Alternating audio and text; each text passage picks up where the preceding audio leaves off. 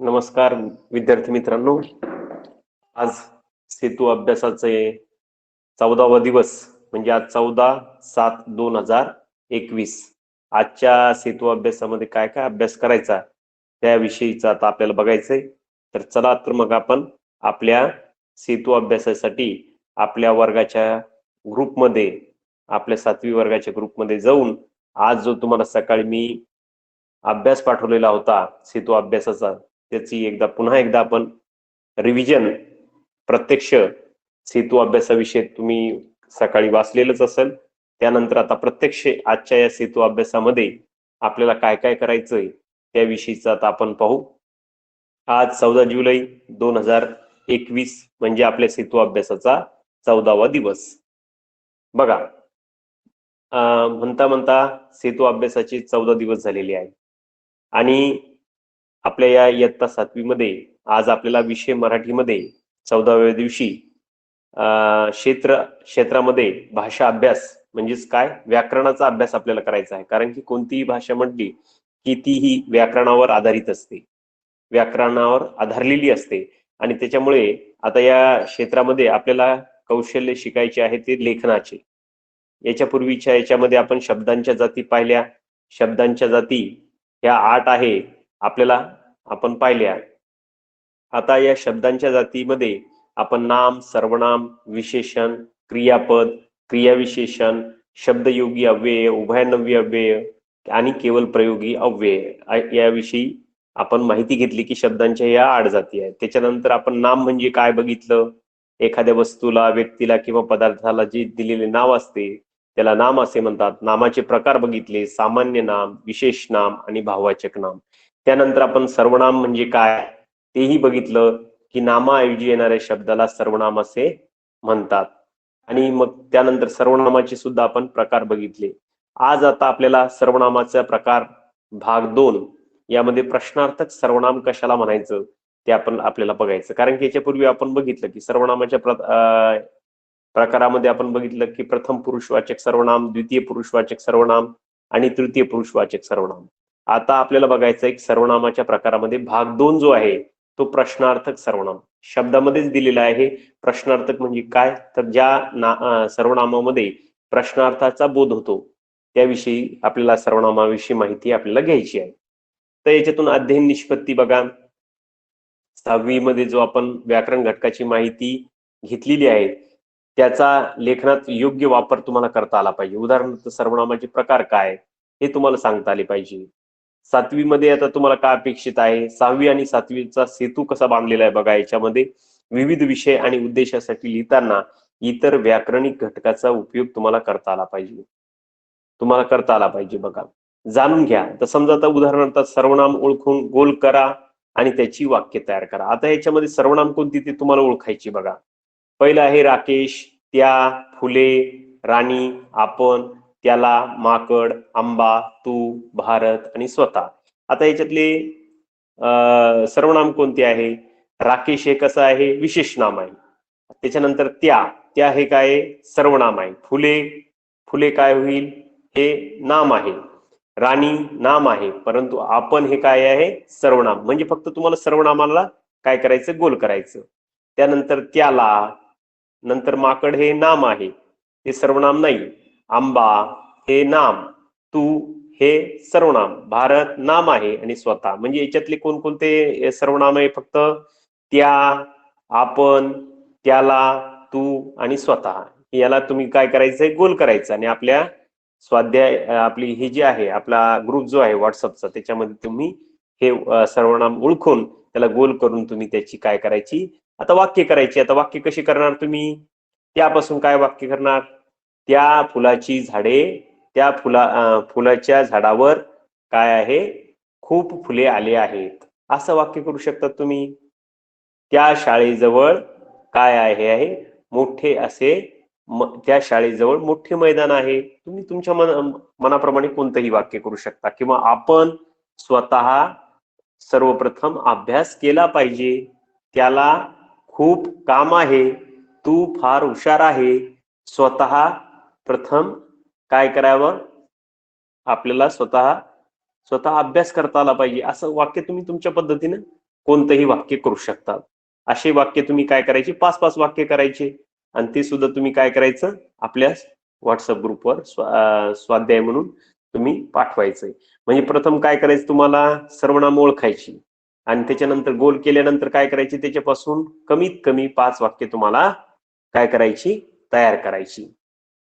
त्याच्यानंतर बघा याच्यातून आपल्याला काय करायचं, सक्षम बनायचं.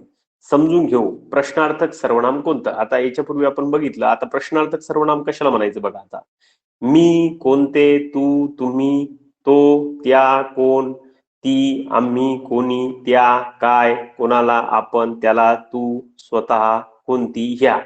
आता याची विभागणी करायची आपल्याला. प्रश्नार्थक सर्वनाम कोणतं आहे, तर मी हे काय, प्रथम पुरुषवाचक सर्वनाम. कोणते हे काय, प्रश्नार्थक सर्वनाम. तू हे काय आहे, द्वितीय पुरुषवाचक सर्वनाम. नंतर तुम्ही द्वितीय पुरुषवाचक सर्वनाम. तो हे सुद्धा काय येईल, हे तृतीय पुरुष सर्वनाम. कोण प्रश्नार्थ, ज्याच्यातून प्रश्नाचा बोध होतो त्याला म्हणायचं प्रश्नार्थक. ती हे काय येईल, द्वितीय पुरुषवाचक सर्वनाम. आम्ही प्रथम पुरुषवाचक सर्वनाम. कोणी प्रश्नार्थक सर्वनाम. त्या काय येईल, तृतीय पुरुषवाचक. काय प्रश्नार्थक, कोणाला प्रश्नार्थक सर्वनाम. नंतर आपण हे कोणतं येईल, हे सुद्धा बघा कोण, आता हे सुद्धा काय आहे, तृतीय पुरुषवाचक. त्याला तृतीय पुरुषवाचक सर्वनाम. बघा अशा प्रकारे आपल्याला काय करायचंय, हे पूर्ण आपल्याला लक्षात घ्यायचं. त्यानंतर तू, स्वतः, कोणती, ह्या सुद्धा तुम्ही काय करायचं, स्वतः, कोणती, कोणती हे प्रश्नार्थक. नंतर ह्या तृतीय पुरुषवाचक सर्वनाम. अशी माहिती तुम्ही सर्व या तक्त्यातली माहिती तयार करायची, आपल्या वहीत लिहायची आणि त्याचा फोटो आपल्या ग्रुपवर पाठवायचा. बघा त्याच्यानंतर आता आपल्याला सराव सुद्धा करता आला पाहिजे. बघा पुढील संवादात रिकाम्या जागी कंसातील सर्वनाम निवडून लिहा. आता याच्यात दिलेले आहेत. अरे वा, तू टिंब टिंब आलीस, तुझ्यासोबत टिंब टिंब आले आहे. बघा आता इथं कोणाच्या, ते, कधी, कोण. अरे वा, तू कोणाच्या असं येईन का इथं, तुझ्या सोबत कोण आले आहे, इथं येईन कोण. अरे वा, तू कधी आलीस, कधी आली पहिल्या याच्यात येईन आणि तुझ्या सोबत कोण आले. अग बाबा इकडेच येत होते, मग मी त्यांच्या सोबत आले, आहे की नाही, मी त्यांच्या सोबत आले. खायला टिंब टिंब, खायला टिंब टिंब बनू, म्हणजे मी खायला किंवा तिच्या खायला काय येईल, मी खायला त्यांच्या खायला काय बनू, त्यांच्या खायला काय बनू असं येईल. नको टिंब टिंब जेवून निघालो, नको आम्ही जेवून निघालो. मी टिंब टिंब केक बनवला आहे, टिंब टिंब केक घे. मी काय, मी स्वतः केक बनवला आहे, हा केक घे. असं तुम्हाला याच्यात नंतर हे मीनाचं चित्र दिसतंय बघा. हे बघा याच्यातून तुम्हाला काय करायचं, याच्यापासून 5 वाक्य तयार करायची. आणि बघा त्याच्यानंतर बघा याच्यासाठी तुम्हाला 6वीचं मराठीचं पाठ्यपुस्तक सुद्धा काय करता येईल, वापरता येईल. शिक्षकांनी वरील तक्त्यात दिलेली सर्वनाम वापरून दिलेल्या चित्रावर 5 वाक्य लिहिण्यास सांगावी. म्हणजे याच्यापासून तुम्ही, आपण जो हा तक्ता तयार केला जसा, तशी तुम्ही 5 वाक्य तयार करायची. त्याच्यानंतर तुम्हाला 6वीचं मराठीचं पाठ्यपुस्तक सुद्धा याच्यासाठी वापरता येईल. वयोगट आणि घटकानुसार अनुसरून चित्र तुम्ही भाषापीठ सुद्धा तुम्हाला वापरता येतील. त्यानंतर इथं तुम्हाला तुमच्या इयत्तेची सुद्धा एक सरावासाठी दिलेला आहे, ते त्याला क्लिक करून तुम्ही काय करू शकता, अधिकचा अभ्यास करू शकता. त्याच्यानंतर पुढचा आहे इयत्ता 7वीचा विषय गणित. आपण आता मराठीमध्ये बघितलं. त्याच्यानंतर आता आपल्याला विषय गणितामध्ये आजच्या 14व्या दिवशी विषय गणिताच्या मध्ये कोणत्या भागाचा अभ्यास करायचा ते बघायचे सेतू अभ्यासामध्ये. बघा क्षेत्राचं नाव आहे संख्यांवरील क्रिया, घटकाचं नाव आहे अपूर्णांकावरील क्रिया. बघा उपघटकाचं नाव आहे दशांश अपूर्णांक संख्या रेषेवर काढणे. आजचा हा 14वा दिवस. आता बघा दैनंदिन जीवनात पैसे, लांबी, तापमान इत्यादीचा अंतर्भाव असलेल्या परिस्थितीमध्ये व्यवहारी अपूर्णांक आणि दशांश अपूर्णांक वापरतात. आता बघा थोडं समजून घेऊ. तुम्हाला काय समजून घ्यायचंय, आलेख कागदावरील या आकृतीचे निरीक्षण करा. आलेख कागदावर 1 चौरस सेमी असे किती काढायचे, 10 गुणिले 10 म्हणजे 100 चौरस काढायचे. म्हणजेच चौरस सेमी घेऊन एक एकक घेऊन म्हणजे 1/100 दाखवता येतील. म्हणजे या 100 याच्यामध्ये पहिल्यांदा सुरुवातीला काय करायचं, 10/10 म्हणजेच काय, 10 × 10 म्हणजे 100 चौरस काढायचे आणि त्याच्यातला एक चौरस तुम्हाला दाखवायचा, म्हणजे 1/100 दाखवता येईल. याचा आलेख कागदाचा उपयोग करून तुम्हाला दाखवता येईल. त्याच्यामुळे 1/10 हा पूर्णांक दाखवा म्हटलं तुम्हाला काय करावं लागेल, 10 चौरस तयार करावं लागतील आणि त्याच्यातला एक रंगून दाखवावा लागेल. त्याच्यानंतर बघा याच्याप्रमाणे आता 27/100 याला अपूर्णांकामध्ये काय करता येईल, 0.27 म्हणजे 27 100पैकी काय आहे, 27 चौरस हे काय केलेले, रंगवलेले, बाकीचे कसे आहेत, तरी कमी आहेत. त्याच्यानंतर 0.35 याचा अर्थ 35/100 म्हणजे 100 चौरसापैकी 35 काय आहे, 35 चौरस रंगवलेले आहे आणि बाकीचे काय आहे, रिकामे आहेत.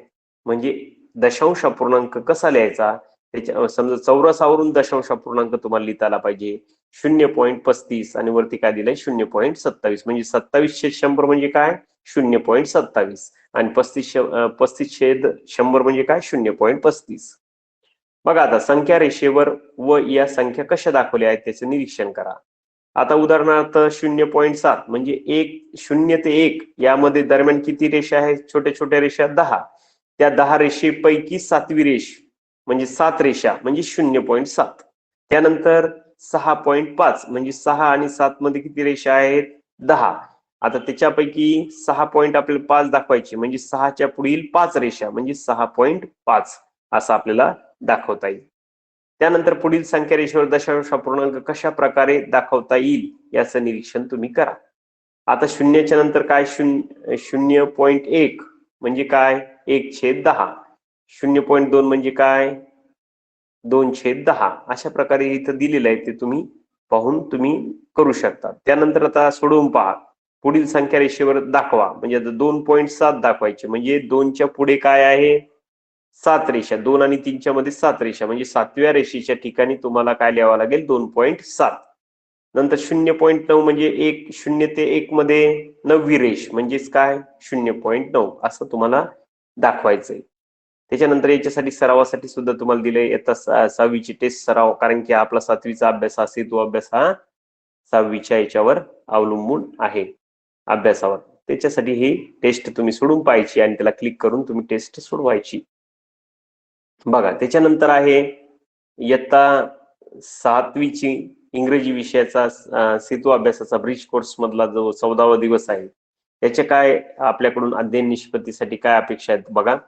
लर्निंग आउटकम्स त्याला असं म्हणतात. तर read the children literature with pleasure म्हणजे साहित्य हे विद्यार्थ्यांनी कसं वाचलं पाहिजे, आनंदाने वाचले पाहिजे. Read in order to obtain information, त्याच्यानंतर त्याच्यातून तुम्हाला माहिती सुद्धा मिळाली पाहिजे. Makes notes for personal reference while reading listening to an text, काही वाचत असताना तुम्हाला स्वतः संदर्भ घेऊन त्या गोष्टी वाचता आल्या पाहिजे, समजून घेतल्या पाहिजे. Instruction for teacher and parents facilitators बघा. Lets the learners read the lesson grade 6 1.6 page number 20 tit for tat. ही जी गोष्ट आहे ती तुम्ही वाचायची 6वी मधली आणि असिस्ट व्हेनेवर नेसेसरी, जिथं तुम्हाला अडणार आहे तिथं सांगणार आहे, आम्ही सांगणार आहे. You may use the read to me, ही एक ऍप आहे, तिचा सुद्धा वापर तुम्ही करायचा, रीड टू मी. त्याच्यानंतर बघा, encourage the learners to make the notes sequence of events while reading. जेव्हा तुम्ही वाचता तेव्हा तुम्हाला पहिली घटना कधी घडली आहे त्याचं सुद्धा तुम्हाला लिहून ठेवायचं आहे. Help the learners to do the activities, ह्या अशा वेगवेगळ्या ज्या ऍक्टिव्हिटीज आहे त्या तुम्ही पूर्ण करायच्या. म्हणजे ऍप रीड टू मी ही ऍप डाउनलोड करायची. त्यानंतर पेज नंबर 20 म्हटलं की ते टीट फॉर टॅट ही जे आहे लेसन तो वाचला पाहिजे. त्याच्यानंतर बघा, read the lesson grade 6 1.6 page number 20 tit for tat. You may use the read to me, हे सुद्धा सांगितलंय तुम्हाला. फ्री ऍप ती तुम्ही काय करायची आहे, डाउनलोड करून तुम्ही ती वाचायची आहे. नंतर बघा, मेक नोट्स ऑफ सिक्वेन्स, ते सुद्धा तुम्ही लिहून नंतर काळजीपूर्वक लिहून काढायचे आहे आणि try to remember what happen after each incident, आणि ते नंतर लक्षात ठेवायचे कोणती घटना कोणत्या घटनानंतर घडलेली आहे.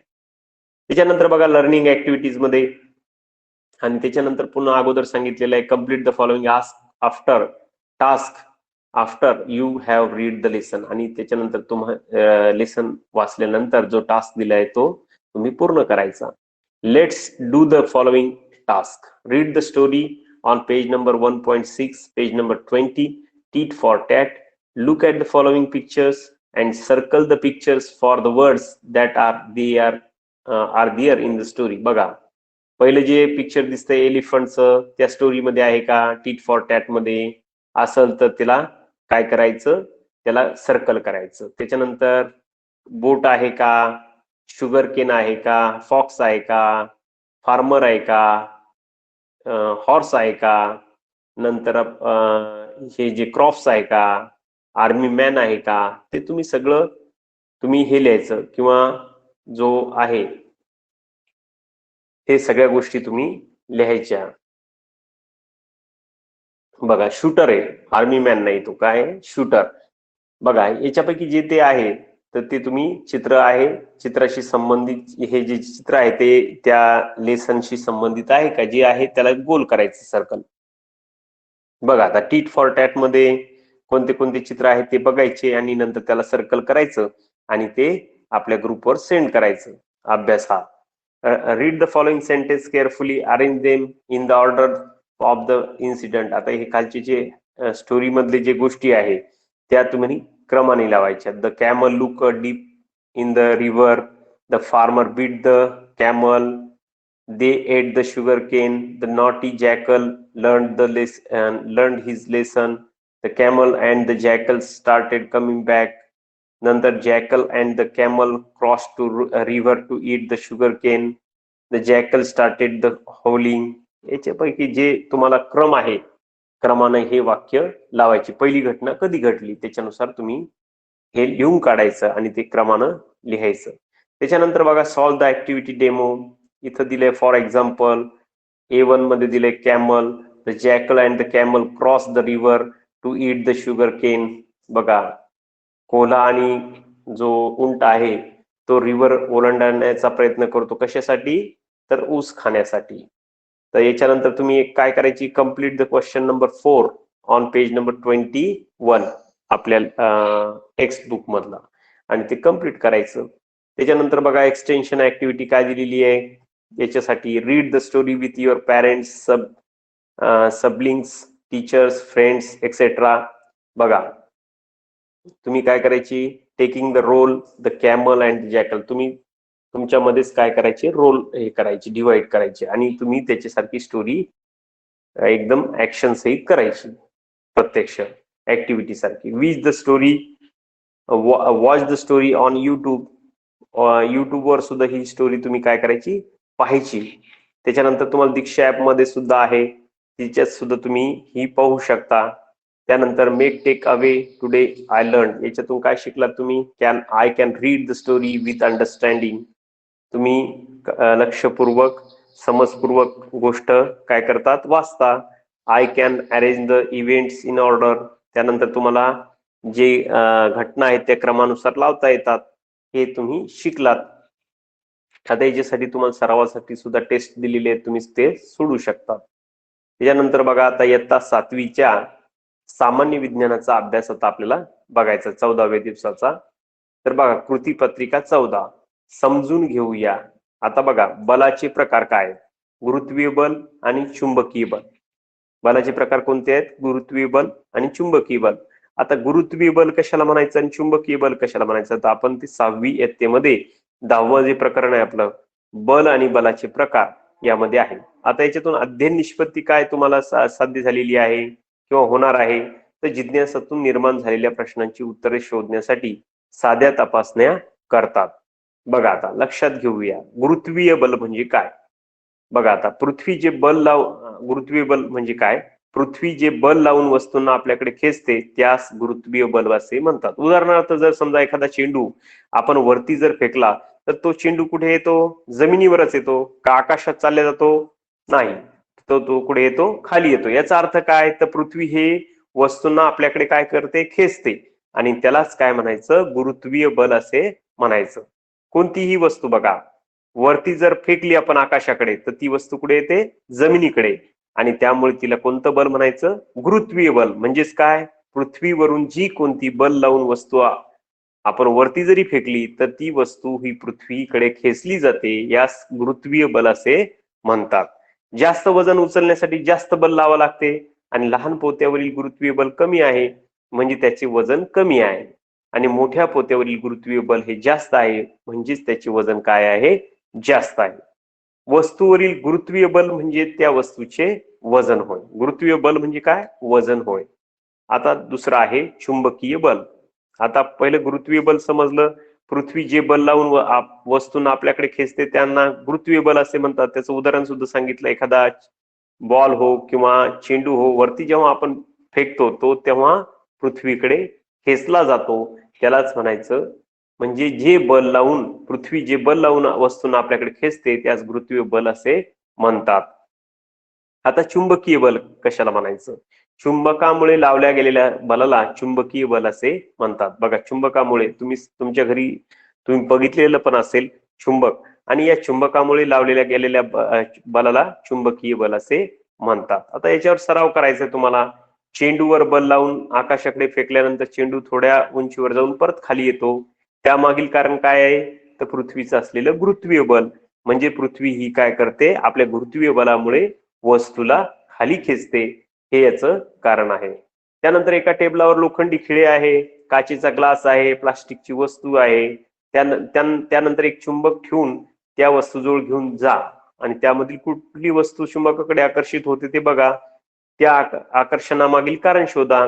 आता एका टेबलावर लोखंडी खिळे ठेवले, काचेचा ग्लास ठेवला, प्लास्टिकची वस्तू ठेवली, तर यातील कोणतं हे चुंबकाला चिटकणार आहे, तर लोखंडी खिळे. त्याचं कारण काय आहे, तर कोणतीही वस्तू म्हणजे कोणती, पण केवळ लोखंडासारखी वस्तू, प्लास्टिक वस्तू ही चुंबकाला चिटकत नाही, किंवा काच हे सुद्धा चुंबकाकडे आकर्षित होत नाही. तर लोह म्हणजेच काय, लोखंडाच्या असलेल्या वस्तू ह्या चुंबकाकडे आकर्षित होतात. प्लास्टिकच्या कागदाचे मासे तयार करून एका बाजूला टाचण्या लावा व एका भांड्यात पाणी घेऊन त्यामध्ये हे मासे सोडा, ते तरंगतील तेव्हा चुंबक घेऊन पाण्यावरून फिरवा, ते मासे फिरण्याचे कारण शोधा, कारण की त्याच्यावर निर्माण झालेले चुंबकीय बल. बघा, त्यानंतर अधिक माहिती तुम्हाला मिळवायची आहे. शास्त्रज्ञ सर आयझॅक न्यूटन यांनी लावलेल्या संशोधनाबद्दलची माहिती गोळा करा. म्हणजे बघा, बलाचे जे प्रकार आहेत त्याच्यामध्ये सगळ्यात मोठं नाव हे आयझॅक न्यूटन यांनी केलेले आहे. त्यांच्याविषयीची गोष्ट असं सांगतात की ज्यावेळी आयझॅक न्यूटन हा सहज एका झाडाखाली ज्यावेळी बसलेला होता किंवा झोपलेला असेल, त्यावेळी त्याच्या लक्षात आलं की वरतून एक फळ हे त्याच्या डोक्यावर किंवा त्याच्या शरीरावर पडलं. त्यावेळी त्याने विचार केला की हे फळ नेमकं माझ्याच अंगावर किंवा पृथ्वीकडेच, जमिनीकडेच का पडलं, वरच्या वर का गेलं नाही. यावरून सुद्धा संशोधनाला सुरुवात झाली. म्हणजे त्याच्यातूनच मग हळूहळू त्यावर संशोधन होऊन आणि त्यावर म्हणजे गतीचे नियम, बलाचे प्रकार हे अस्तित्वात आले असावे, असा हा शास्त्रज्ञ आयझॅक न्यूटन, याच्याविषयी सुद्धा आपण इंटरनेटवर सर्च करून त्याच्याविषयी अधिकची माहिती मिळवू शकता. त्यानंतर बघा, इयत्ता 7वीच्या अभ्यासामध्ये अजून सेतू अभ्यासाविषयी तुम्हाला हे सर्व विषयाच्या टेस्ट तुम्हाला सोडवता येणार आहे. त्याला क्लिक करून तुम्ही सोडवायचे आहे. आता 6वीच्या सेतू आधारित टेस्ट सराव करण्यासाठी सुद्धा दिलेल्या आहे, सगळ्या विषयाच्या ते आपण सोडवाव्या. त्याच्यानंतर बघा, आजच्या इयत्ता 7वीच्या 14व्या दिवशीचा असलेला विषय इतिहासाचा. आता आज दिवस 14वा आहे, 14 तारीख 14 जुलै 2021. यामध्ये आज आपल्याला बघा इयत्ता 7वीच्या इतिहासाची साधने. बघा, संदर्भ आपल्या इयत्ता 7वीचा आहे. याच्यातून अध्ययन निष्पत्ती काय साध्य होणार आहे, तर इतिहासाची विविध साधने ओळखता येतात आणि त्यांच्या या काळातील इतिहासाच्या पुनर्लेखनासाठी उपयोग स्पष्ट करतात. बघा, आता इतिहासाची साधने कोणती आहेत, भौतिक साधने आहे, लिखित साधने आहे, मौखिक साधने आहेत. या विषयात आपल्याला माहिती पाहू. पहिले काही बाबी आठवूयात. लिहिण्यासाठी कोणत्या साहित्याचा उपयोग केला जातो, तर लिहिण्यासाठी वेगवेगळ्या लेखनाचा वापर केला जात होता. आता पूर्वीचा लिहिण्यासाठीचा जो साहित्य होते ते वेगळे होते, आजचे वेगळे आहे. पूर्वी बोरूच्या साहाय्याने लिहिलं जायचं, आज आपण पेनाच्या साहाय्याने लिहितो. म्हणजे कसा लिहिण्याची पद्धती सुद्धा आणि त्याची साहित्यामध्ये कसा बदल होत गेला हे सुद्धा एक ऐतिहासिक असलेलं साधनामध्ये सुद्धा बदल होत गेले. तुम्हाला एक जुने नाणे सापडले तर तुम्ही काय कराल? ते जतन करसाल का फेकून देसाल? तुमच्या घरात असलेल्या आजी आजोबांच्या काळातील वस्तू आणि त्यांची साहित्याची यादी करा किंवा त्यांना विचारा तुमच्या काळामध्ये कोणते साहित्य होते. याच्यावरून सुद्धा तुम्हाला कळणार आहे की इतिहासाची साधने कोणती आहेत. अधिकची माहिती हवी असेल तर या जी लिंक दिलेली आहे त्याला क्लिक करा आणि अधिकची माहिती आपण मिळू शकता. आता एक तुम्हाला करून पाहायचं बघा, कोणत्याही नाण्याचे निरीक्षण करा आणि त्यावरून खाली नोंदी तुम्हाला करायच्या. नाण्यावर काय असतं? नाण्यावरील वर्ष असतं, वापरलेला धातू असतो, नाण्यावरील मजकूर असतो, तो तुम्ही काय करायचं? निरीक्षण करून लिहायचं. त्यानंतर बघा आवश्यक साहित्य काय तुम्हाला? जुनी नाणी. आता बघा कृती काय करायची? शिवाजी महाराजांच्या काळातील चलन कोणत्या नावाने ओळखले जात होते असं शोधा. म्हणजे होन नावाचं जे होतं चलन त्यावेळी शिवाजी महाराजांच्या काळात होतं ते तुम्ही शोधण्याचा प्रयत्न करायचा. कमीत कमी फोटो किंवा इंटरनेटवरून त्याचा फोटो मिळवण्याचा प्रयत्न करायचा आहे. कोणत्याही नाण्यावरून त्या काळातील कोणते राजे व राजवट याची राजे व राजवट होती हे शोधता आपल्याला इथं नाण्यावरून. म्हणजे बघा पैशावरून, कारण की जो राजा राहायचा तो त्या राजाच्या याच्यावरून, त्याच्या नावावरून, त्याच्या याच्यावरून, त्याचं जे साम्राज्य आहे त्याच्यावरून त्याची नाणी असायची आणि त्यामुळे आपल्याला त्यावेळी कोणते राजे होते, राजवट होती हे आपल्याला कळते. भारतातील असलेले प्रत्येक चित्र, आकार यावरून ऐतिहासिक माहिती आपल्याला मिळेल. ज्येष्ठ नागरिकांकडून धातूच्या वस्तुशास्त्रे यावरून संग्रह तुम्हाला करता येईल आणि विविध नोटा, नाणी यांचा ऐतिहासिक संदर्भ तुम्हाला सांगता येईल. आता काय समजलं तुम्हाला या वरील याच्यावरून? तर बघा वरील कृती केल्यावर तुम्हाला काय समजते? तर इतिहासाची वेगवेगळी साधने आहेत, भौतिक साधने आहेत, लिखित साधने आहेत, मौखिक साधने आहेत, हे तुम्हाला समजतील. आता तुम्ही काय करायचंय की इतिहासाची भौतिक साधने कोणती आहे, लिखित साधने कोणती आहे आणि मौखिक साधने कोणती आहे हे तुम्ही लिहू शकता. अशा प्रकारे आज 14व्या दिवसाचा सेतूचा अभ्यास आहे. तो सेतू अभ्यास हा तुम्ही पूर्ण करायचा आहे आणि उद्या तुम्ही आपल्या ग्रुपवर किंवा जमलंच तर आजच आपल्या ग्रुपवर काय करायचंय? सेंड करायचंय. आणि आपली आता उद्या आपली या सेतू अभ्यासावर आधारित असलेली चाचणी तुम्हाला सोडवायची आहे. आपल्या सेतू अभ्यासावर आधारित असलेली चाचणी कोणत्या प्रकारची असेल याची एक हिंट आपण आपल्या ग्रुपवर दिलेली आहे. कोणत्या प्रकारचे प्रश्न असू शकतील अशासारखा एक सराव म्हणून आपण दिलेला आहे. तर तुम्ही तो सर्व सराव करसाल असं करावं असं मलाही वाटतं.